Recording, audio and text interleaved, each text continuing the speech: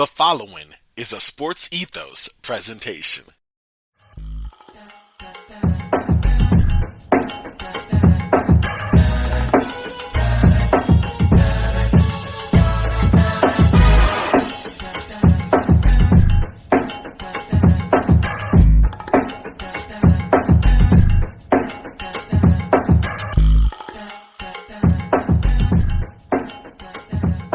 What's happening, everyone? Happy 2022, and welcome to the first episode of Ramble of the new year. I'm your host, Corban Forge. Follow me on Twitter at CorbanNBA, and yes, it has been a second for sure. Family stuff in wintertime, man, it's rough. But I'm happy to announce that I'm back. We are back here. Right back with the Ramble. You know what we do. We ramble about the Roundball. I'm happy to get started with y'all again. Hope the winter was well for everyone. As for myself, my family got through another year with myself. We were all healthy, happy, and that's all we can ask for, especially out in this day and age with a lot of craziness going on. So I'm definitely grateful for that. I hope everyone listening that y'all are doing well as well. This is a Sports Ethos presentation, so definitely make sure to check out Sports Ethos on Twitter at Sports Ethos. Pretty simple, SportsEthos. Online, sportsethos.com. Definitely do me a favor and check that out. Got your worldwide sports coverage, not only basketball, not only football, but now including baseball, in addition to fantasy, DFS, and gaming. So definitely make sure to do that. We have tremendous team podcasts as well that you are doing yourself a disservice if you don't check out, including the Bulls, Celtics, Clippers, Grizzlies, Hawks, Heat, Kings, Lakers, Mavs, Nets, Pelicans, Raptors, and Wolves. So definitely hop on board all of that. Take advantage of what we have to offer. In addition to this great show here. And today we have a go. We got some news to go into, scores from last night. We'll see about some NBA birthdays, see what's going on there, and then set up for the rest of the week. So without further ado, we're going to get started. We're going to start by just recapping some of the craziness that's happened in the NBA over the past week. NBA, always something going down, as y'all know. So just this past week, we've had a 50-point game. We've had two legends that have just kept cooking. We've had one guy who I've been the biggest fan of this year just going off for back-to-back game winners. It has been a lot of fun across the association. So let's start with, got to be a little biased here with the Lakers. Actually, no. I'm gonna start with the Lakers because we got some more to talk about. But LeBron just turned 37 last week. Continues to just defy logic as to how long a player can keep rolling at a very high level this late into his career. This is 19th year, 37 years old. Stop me if you've heard that before. Exactly. But what's crazy about it is that he is averaging 28.5 points per game. That's the highest since 2010 personally for LeBron James. And that is the most by any player his age with this many years in the NBA ever. The next nearest guy was way back in the late 80s by a certain Kareem Abdul-Jabbar, who put up a rather pedestrian 14 points per game by comparison, literally half of what LeBron's putting up. But that's not all. That's not all that there is. LeBron is also shooting 52.3% from the field. That's his highest in 4 years. He's shooting 37% from three. That's his highest in 8 years. Taking the most field goal attempts in literally over a decade and some change. Most steals since 2012, 10 years ago. And most blocks per game since, again, over a decade, 2009. He is just on fire. He had a 7-game streak of scoring 30 or more points. That got snapped on Sunday, but he finished with 26th. And this is the longest run, 30-point games, this season. Trae Young and Kevin Durant are the only ones even close to that, and they've had 5-game streaks apiece. That's pretty crazy. That's not all for LeBron. He leads the NBA with 15 30-point games this season. In only 26 games played, he scored at least 30 points in more than half of his games. That's insane. Right now, he is on pace to pass Karl Malone for second on the NBA's all-time scoring list in just 29 games, as he currently trails the mailman by 821 points. So he keeps pouring in like this. It's only a matter of time that LeBron puts yet another record across the many that he's broken so far. Speaking of another guy who's breaking some records, Steph Curry, who's broken his own three-point record. Technically, now that Steph Curry has passed both Reggie Miller and Ray Allen for number one on three-point list, every three-point that Steph Curry makes is technically a record breaker. But he became the first to reach 3,000 this past week, and he broke another one of his records on Saturday as he made a three-pointer for the 158th consecutive game. That breaks his mark for 157 that he set back in 2016. He's made at least one three-pointer in every game he's played since December 1st, 2018. That is long. Now, here we go. I'm just going to tell you the top 5. Number 5, Klay Thompson, had 95 games from December 2016 through January 2018 with at least a three-pointer. After that was Jordan Clarkson. Very surprising to see him on the list, but number 4. He made a 3 in 99 straight games from January 2020 to October 2021. Then Kyle Korver, who I did expect to see there. He was 3rd, 127 games from November 2012 through March 2014. Then, of course, Steph Curry with 157 from 2014 to 2016, and then again from 2018 to now. The guy is the best shooter in league history. I really don't think there's anything more to say. He just has the longest active streak with threes, the most threes, many in a game. I mean, this is wild. This is wild. He's only had 48 games out of 795 games played in which he did not make a three-pointer. Shout out to NBA.com. That is 6% out of his whole career that he did not make one three. Not that surprising for a guy who's defined by a three-point shot, but you know.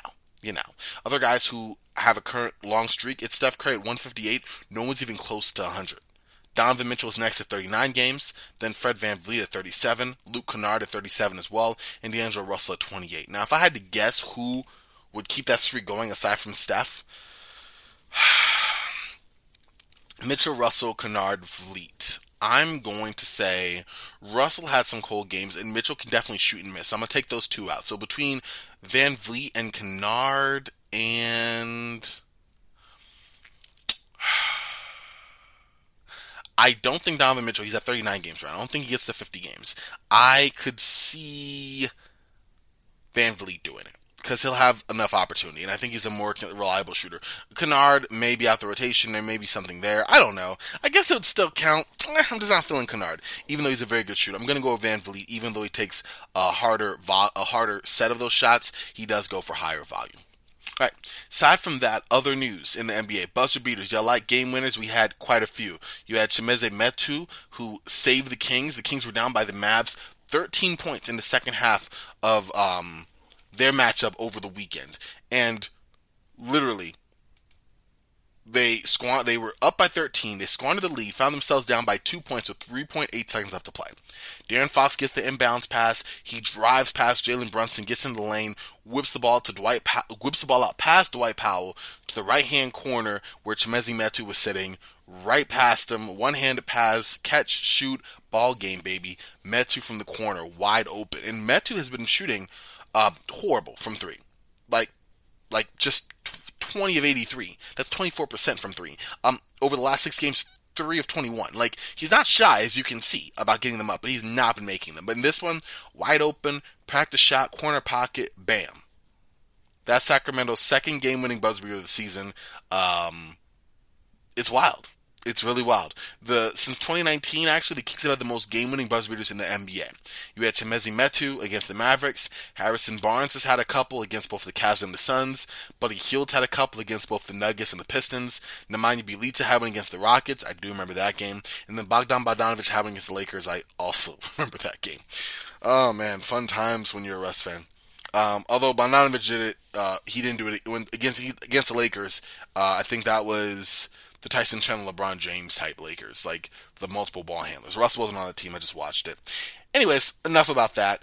John Morant gave the Grizzlies a win, not quite a buzzer beater, but very close. In last Monday's win over Phoenix, Morant scored 20 points in the paint and scored his biggest with less than a minute remaining, drove into the lane, hung, switched hands, and put up the shot. It went through a .5, and that was enough to seal the deal for the Grizzlies. Another game, Sadiq Bey.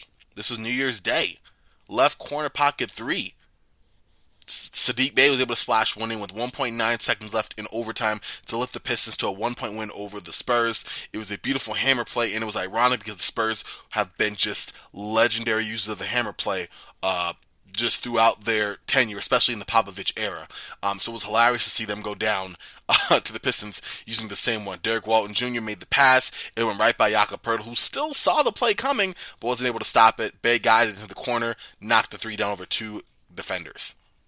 All right, so now we go to one more buzzer beater, actually 2 back-to-back in 2 straight games. My guy, the guy that folks said was the worst offseason signing in the NBA this past year. DeMar DeRozan. As the joke goes, the more I say it, the more I like it. He closed both 2021 and started 2022 with game-winning buzzer-beater three-pointers, y'all. DeMar DeRozan, mid-range savant, stretched out to three against both Indiana and Washington. Both game-winning shots came on the road. Both came with Chicago trailing. So this was win-or-go-home time, and Chicago was led to a victory thanks to DeRozan. The Bulls, thanks to him, extended their win streak to 7 games, and they are right now just straight up alone atop the Eastern Conference standings. He is the first player to hit a game-winning buzzer beater in back-to-back games since the start of the play-by-play era, 1997-1998. Basically, since I was like 2 or 3, it's never been done before.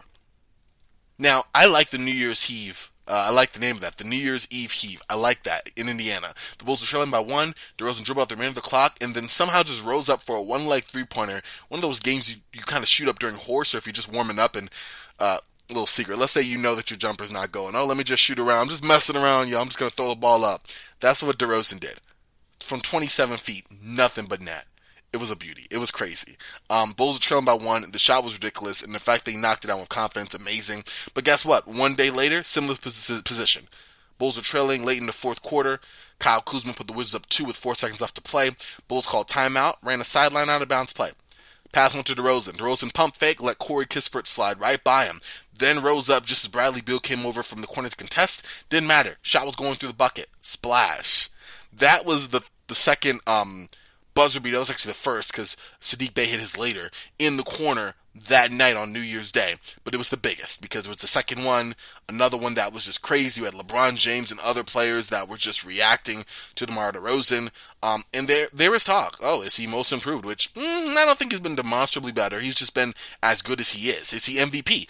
I think there's a conversation to be had. I know people don't want to talk about it too much, but I think he's somewhere in that mix. But right now, what you can definitely say absolutely for sure is that All-Star slump that he's been in is snapped. He's going to be an All-Star game this year and well-deserved. He's been the catalyst of the Bulls' success this season, and it is so good to see.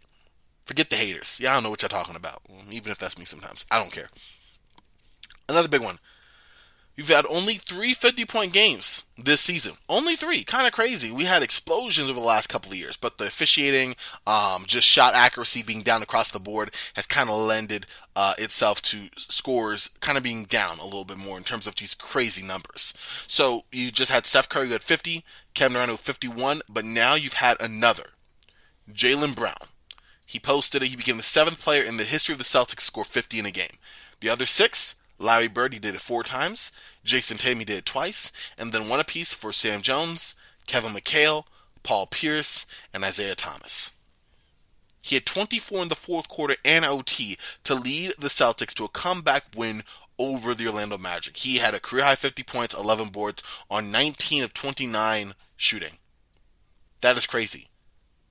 With 4:20 left in the game, the Celtics trailed by 14. Brown would score 14 points on 6 of 7. They outscored Orlando 18 to 4 to force overtime and eventually would prevail 116-111. It was an amazing performance by Jaylen Brown. Electric, exciting. The comeback was great, but also you have to give yourself cause for pause if you need a 50 points in a just amazing comeback to beat the scrappy but also pretty bad Orlando Magic team. I don't know how you kind of compensate with how you compartmentalize all of that. That's probably the better word. Because, like, on the one hand, yes, great win, great victory. Like, you know, the Celtics don't care. They're like, hey, we won the game. That was the point we did what we had to do. Jaylen Brown had himself a night. Like, that's great. But if you're on the outside looking in, I mean, I'm just saying, the Magic, I love them. Love the uniform. Love the young guys. But, I mean, they don't got playoff aspirations. They really don't. And mind you, this is any given day, NBA. That's why they play the games. Because you don't know what's going to happen. That's kind of exciting. But at the same time, yikes. Celtics have some questions for sure. Hope to get into that in future shows. But aside from that, other news, NBA, WNBA Jason, we're all about that here on Ramble. Becky Hammon jumped from the San Antonio Spurs coaching staff to now not only become head coach, but also general manager of the Las Vegas Aces. This is a loss for the NBA, but a great gain for the WNBA. Becky Hammon, 44. She played 16 seasons in WNBA. She made 6 All-Star teams. After retiring, she joined the bench of Greg Popovich in San Antonio as the NBA's first woman assistant in 2014, and has been there for the last 8 years while interviewing for multiple NBA head coaching vacancies, including not only the Portland Trail Blazers opening most notably last season, but others. But she has not been offered any NBA head coaching jobs. And she said, I sat in head coaching interviews in the NBA, and people said 2 things. They said, you've only been in San Antonio, and you've never been a head coach. Well, the Aces saw me as a head coach right now, end quote. And that is really, really cool. She said, I never closed the door on the WNBA because I love the WNBA. I've learned to just keep my options open and try to be open-minded. When Aces president Nikki Fargas called, I listened. This is not really about the NBA or WNBA. This is about me personally being ready to have a team and wanting to have a team.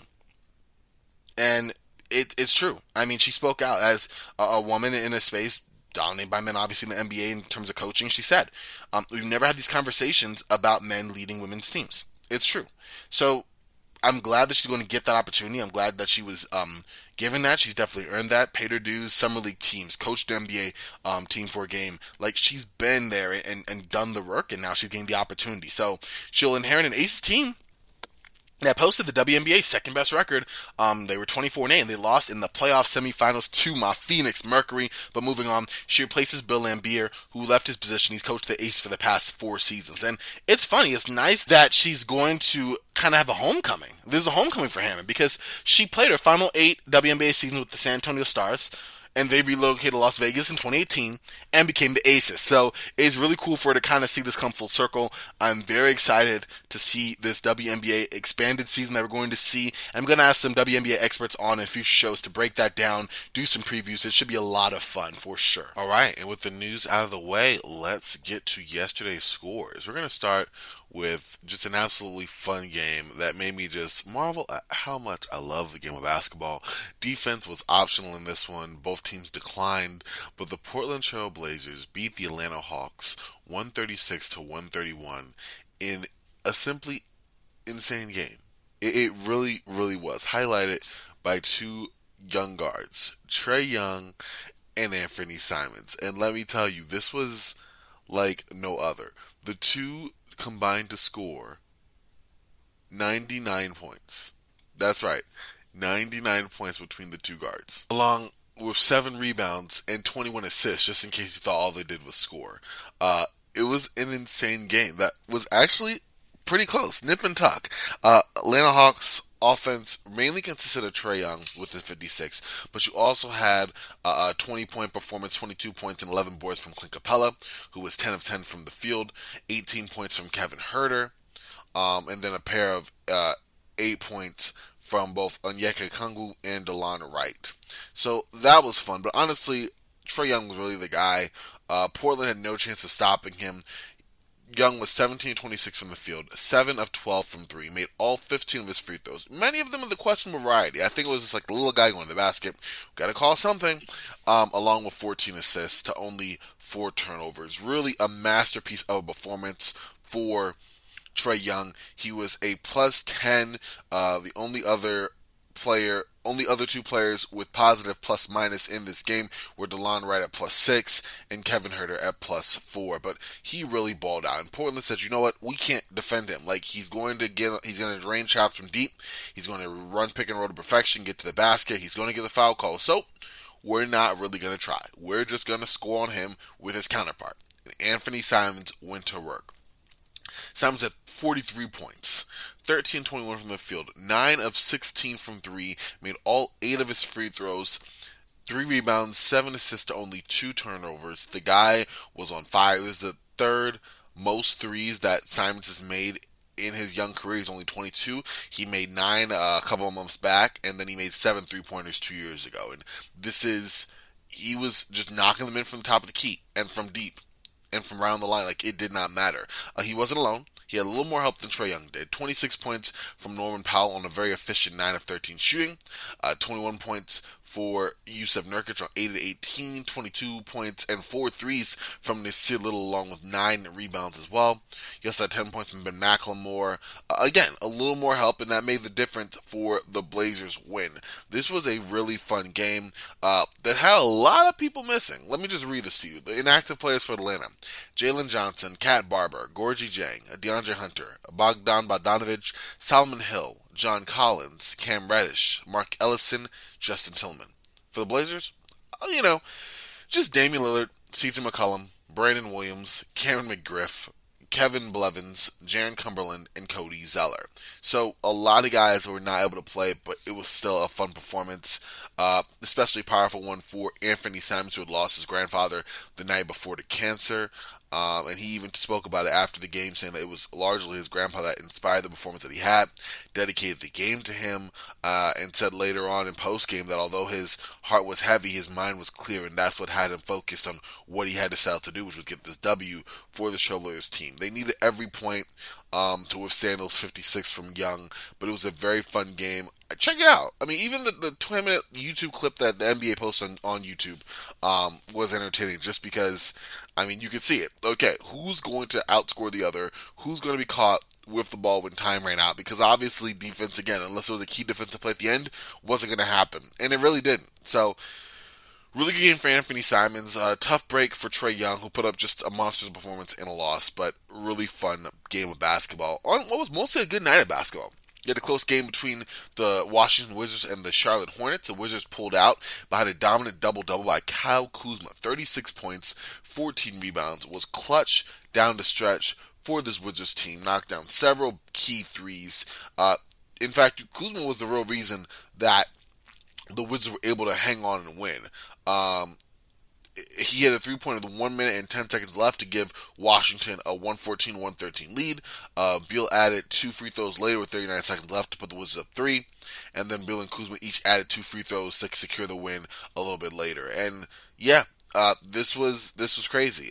Just to see Kuzma, we know he can score, we know he can put the ball in the basket, but the way that he did it now was one of his most clutch performances since, I want to say, postseason with the Lakers in 2020. And before that, on some, young rebuilding Laker teams before that, because this was just a really, really strong performance from Kuzma. Now, the Hornets, who are 19-19 with that loss, definitely played a lot better. Remember, they were embarrassed by Phoenix by 33 points over the weekend. They lost by a season-high 34 points, but they definitely came back and made the Wizards work for it. Miles Bridges had 23 points and a season-high 14 rebounds. Terry Rozier scored 25, and Gordon Hayward led the way with 27 in that loss. So it was a tough one. It went down, like I said, to the wire, but Kyle Kuzma did what Kyle Kuzma does. Loved on Twitter. StatMuse, which have some thoughts about them. Their Twitter account basically put his stats out and said he's one of the few Wizards that put up such a performance, and it just had a picture of him kind of dressed in his normal Wizards uniform.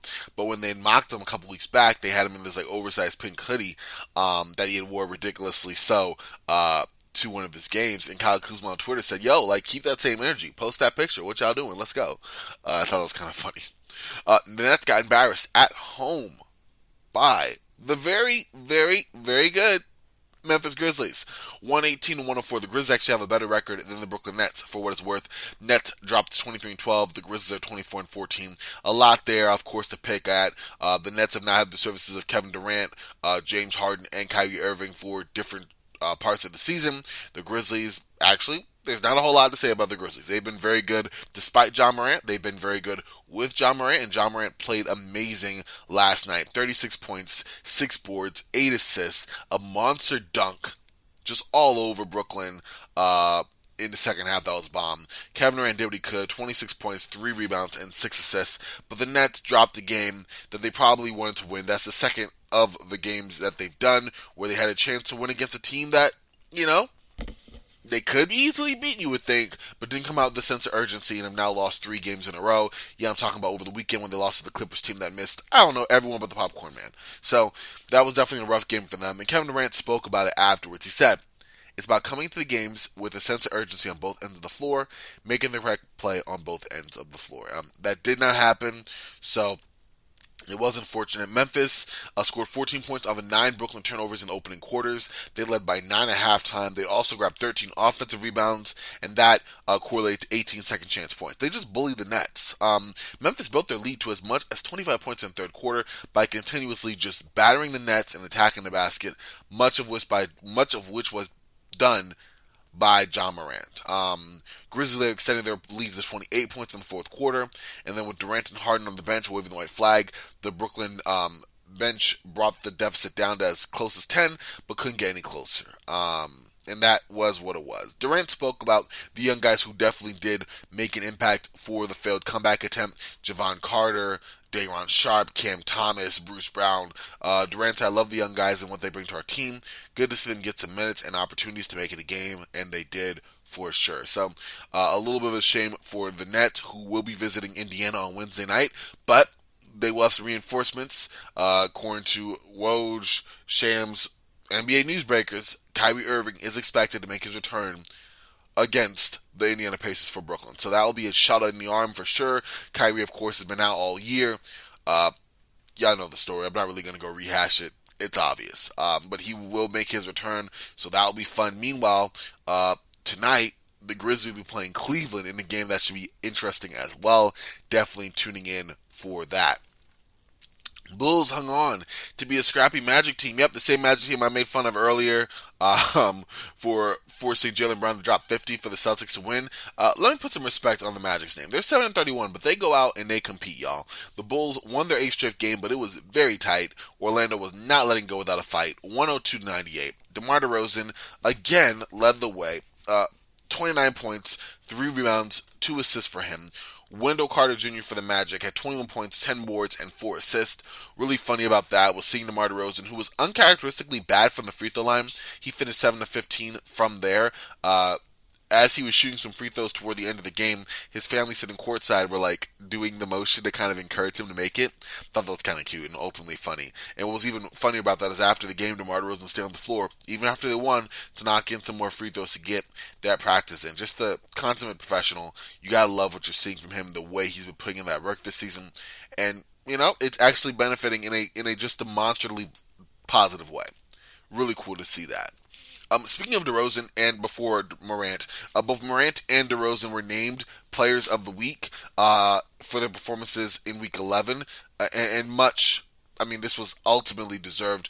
Morant averaged 34 points, 6.7 boards, and 4.7 assists, while DeRozan averaged 27.8 points, 5.3 rebounds, 7.3 assists. Neither of their teams lost last week. The Bulls finished 4-0, the Grizzlies 3-0, but just want to give a shout out to those guys because we just talked about them, and they continue their strong play so far. 76ers beat the Rockets, who were shorthanded. Kevin Porter Jr., Christian Wood were both suspended from temper tantrums the night before.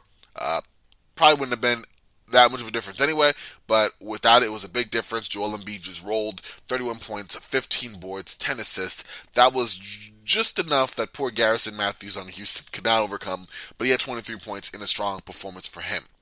The Bucks lost to the Pistons. Yep, this is not a typo. The Bucks lost to the Pistons 115-106. Saddiq Bey, career high 34 points, 8 rebounds, 4 assists, career high 8 3-pointers. That was enough to outlast I'd say typical Giannis game at this point. 31 points, 10 boards, 7 assists. Just career high nights for a lot of guys. It was a tight game to start. 12 lead changes, 9 ties, but ultimately, Detroit had 35 bench points to Milwaukee's 19. There was production there. The Pistons had more fast break points. It was tight.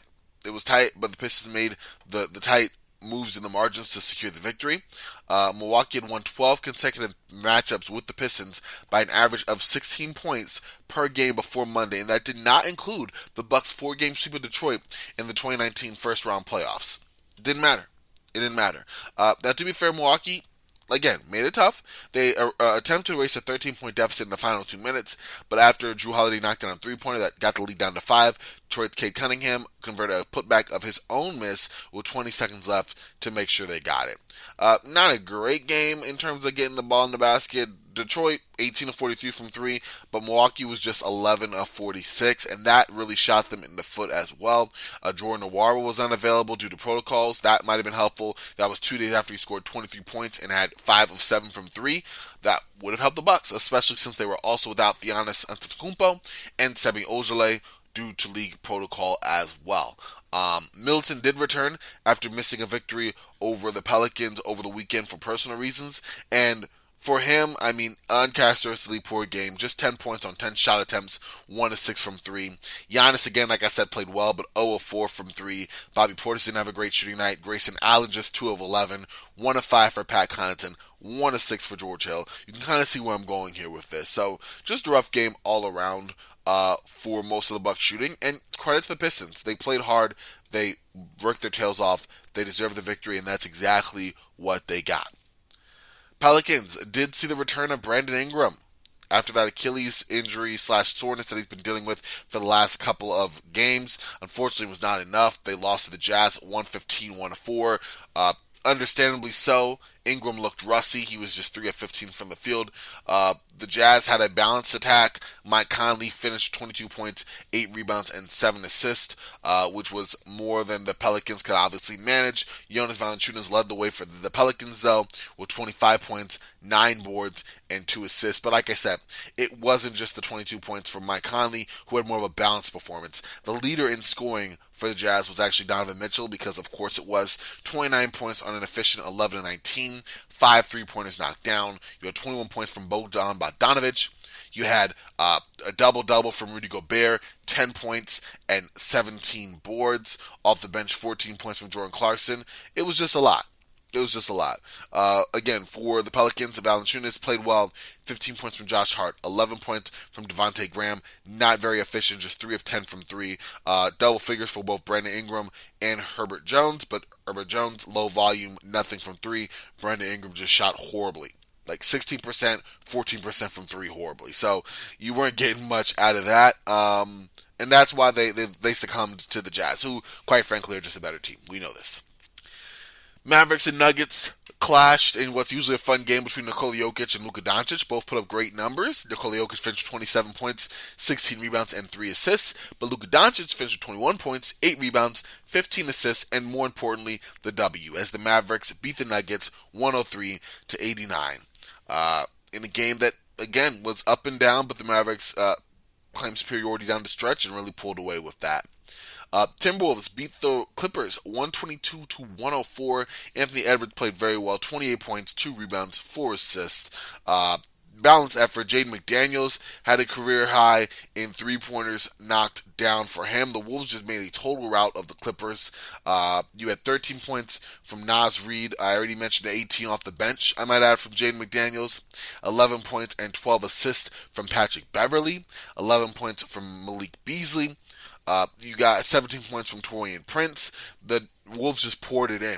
And what was funny about Patrick Beverley, he did not shoot the ball well at all. He was 3 of 10 from the field, 0 of 4 from 3. But he said that he was making a point to get just loads of assists, because when he was with the Clippers, all he heard is, they need probably to trade Beverley, need to upgrade a point guard. He's like, you know what? I wanted to show that I can get assists too. Like, basically, the Clippers' need of a point guard was overblown. Which, to that I say yes and no. On the one hand, yes, it was. Shane Young I had on for a very good podcast over the summer, and we talked about the fact that the Clippers didn't really need a point guard as much as, national media or just the Joe Schmo of the street said they did. They were able to get more playmaking just as a unit and not from like one central ball handler, the way that I guess you'd imagine a more traditional passing to go. At the same time, I doubt that Pat Beverley was who we were factoring in those cases. Like 12 assists is pretty good. If he's averaging those numbers, and let's just face it, a little healthier, I think he would still be with the Clippers. So, really good for him to be able to slap back at his old team. I love when players are able to do that. And just for whatever reason, make him pay for trading you. Make him pay for letting you go. Like, really fun to have seen that happen. And, to let Pat Beverley talk his stuff after. Why not? Like I said, in addition to Serge Ibaka with the 17 points, you had 13 points from Xavier Moon, who got 26 big minutes. Good for him. On a 10-day, you also had 12 points from Marcus Morris. And honestly, that was kind of it. it was a rough game shooting wise for a bunch of players. I kid you not. Reggie Jackson 2 of 9, Eric Bledsoe 0 of 3. Serge Ibaka made everything he shot. Marcus Morris 4 of 9, Terrence Mann 3 of 4, Moon was 6 of 13, 2 of 6 for Keon Johnson, 2 of 6 for Amir Coffey. We'll say one thing about Justice Winslow, who 15 points off the bench, really good, 7 of 10, and then James Ennis, who was on a 10-day, 10 points, did miss the shot as well. But ultimately, it was a lot. The Clippers were down, of course, Kawhi Leonard and Paul George, but also Nicholas Batum, Ivica Zubac, Isaiah Hartenstein, and Brandon Boston Jr. And even though, yes, the Wolves were missing the better players, well, better if you exclude Kawhi Leonard and Paul George. The Wolves did not have D'Angelo Russell or Karl Anthony Towns. They had an inspired performance by Anthony Edwards, who shot very efficiently, and they had a lot of other guys step up who had a lot to prove in this game, and they made it happen in, like I said, what was ultimately a rout. All right, aside from that, you had the Warriors beating the Heat 115 to 108. Warriors came back with a huge second half. Jordan Poole finished with 32 points, 2 rebounds, and 5 assists. For the Heat, Kyle Lowry had a double-double, 16 points and 11 boards. But the biggest news of the night was to Jimmy Butler, who finished the game with 22 points, 5 rebounds, and 3 assists. But unfortunately, that night was finished early for Jimmy Gets Buckets, because he did go down with what had looked like a knee injury, but then was later to have been seen as a right ankle injury. He cannot put weight on that. Miami said he was helped to the locker room for that, and he's being treated. He's going to be evaluated later on today, so I probably have news for that with tomorrow's show. But the way it looked, I think he's going to be out for a couple weeks, and that's been unfortunate because he's already missed time this season with ankle and tailbone injuries, and has actually played just once more than 67 games since the 2013 season. Not very good for a guy who's 32, is locked in long-term for Miami. And they made this mistake with a lot of vets moving forward who were good vets, but as they got older, they were already injury prone, did not change, and then what happened? So we're going to have to see how it unfolds. Not want to jump to the worst like I just did, so I apologize for that. We just want Jimmy Butler to get back healthy. He's been very, very good when he has been there. He's taking over games offensively still, shutting down defenders on the other end. He's played well when he's played. He's averaging 23 points, just under 6 rebounds, 5.5 assists, and 2 steals per game. So he's trying to put in the work and help this team. He just hasn't been healthy enough. And the Heat roster's already thin with wing players because Duncan Robinson, Max Strus, and Gabe Vincent are currently still in the NBA's health and safety protocol. So it will be a struggle for this Heat team, but they have faced adversity all season. They have fought without the services of Jimmy Butler or Bam Adebayo with that thumb surgery. So we'll have to see how they continue to scrap and make this happen.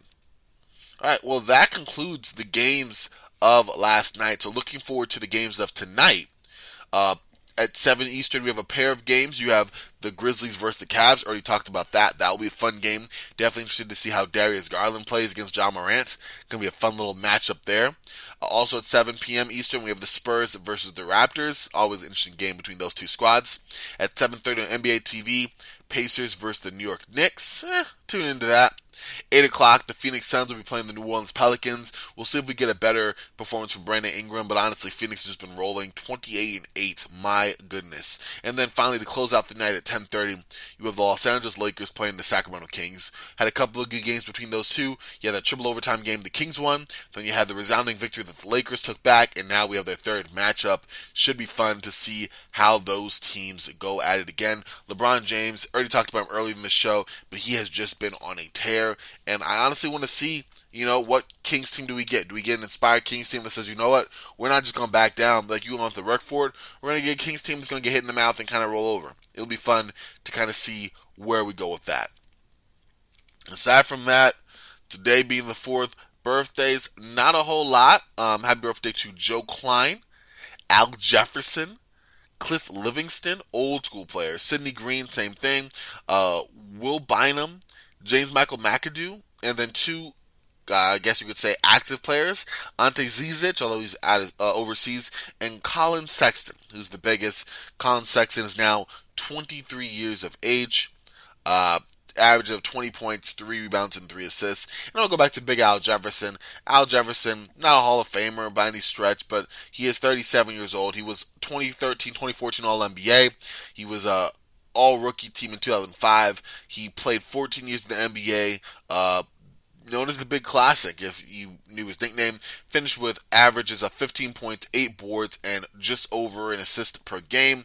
Over 915 games with the Boston Celtics, the Minnesota Timberwolves, the Utah Jazz, the Charlotte Hornets or Bobcats, both actually, and the Indiana Pacers. So shout out to Big Al. Low post game was amazing. Definitely make sure to look that up on YouTube if you want a blast from the past of the old school play brought to you pretty soon. So, aside from that, that'll do it here for this episode of Roundball Ramble. You know where to find me. If you don't, that's fine. On Twitter at Corban NBA. Check out Roundball Ramble, please, on Twitter, Google, Instagram, wherever. Just Roundball Ramble. Make sure to rate, review, subscribe. Let me know what I'm doing well, how I can do better. I take in the feedback. I do appreciate it, and I appreciate y'all. So thank you for that. Again, this is Sports Ethos presentation, so check out Sports Ethos on Twitter at Sports Ethos. Pretty simple. SPORTSETHOS. Online, sportsethos.com. Again, a lot of great coverage there. Make sure jumping on board for that. Not just fantasy, not just basketball. Okay, a lot as well, including this great podcast, which I appreciate the support as always. And then one additional thing, y'all. Check out Manscaped. Why not? Use the coupon code HoopBall20, HOOPBALL20, to get 20% off and free shipping on your purchase at manscaped.com. One more time, HoopBall20 for Manscaped, HOOPBALL20, to get 20% off plus free shipping. Alright, y'all, that'll do it for me. I'm Frosty, y'all stay frosty, and I will talk to you all tomorrow. Alright, y'all.